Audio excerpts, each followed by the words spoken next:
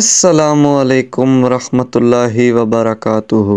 दोस्तों, आज की साड़ी वीडियो बनाने का टॉपिक ये है कि पतंगबाजी जो कि पाकिस्तान में बड़ा इदा मौसम ट्रेंड बने होंगे, खास तौर पर गर्मियों के दिनों गुज़श्ता रोज़ फैसलाबाद एक नौजवान की मौत हुई है। तस्वीर तुम देख रहे हो स्क्रीन उत्ते।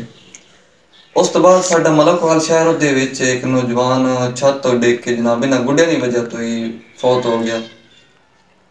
मलकवाल SHO साहब ने बकायदा मजम्मत की थी और आइंदा भी दोहराया कि जो बंदा पतंगबाजी करता पाया फड़िया जावा तो उन्होंने बकायदा नंबर दिते हैं या इतला करो इन्हों पर। उस तो बाद फिर बकायदा पाबंदियां लग गई जिन्हें हजरात को स्टॉक गुड्डियां के पे उन्होंने यह भी हुक्म दिता गया बगो तो जिन्हें सेल करने उन्होंने भी सजा होनी है तो जिन्हें को लैने न उन्होंने जनाब की सजा होनी है। ये वास्ते साढ़े जनाब बहुत ही काबिल इज्जत काबिल एहतराम भाई नूर यार गोलर साहब ने जिन्हें चक सैदे की अवाम वास्ते एक बहुत ही पैकेज दिता है। जिन्होंने को गुड्डियां का स्टॉक आई उन्होंने वास्ते उन्हें यह आख्या गुड्डे सारे जेडे जिन्हें को डोरी शोरी साड़ो जोड़ा उन्होंने जाला होया बहुत चरसान है।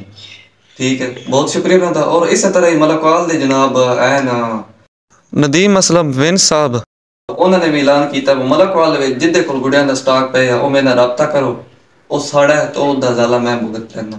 ठीक है, इस तरह का गुड्डियां की या पतंगबाजी या खेल इस तरह की कोई भी चीज़ है ना जो जानलेवा होंदा वो तो गुरेज करो।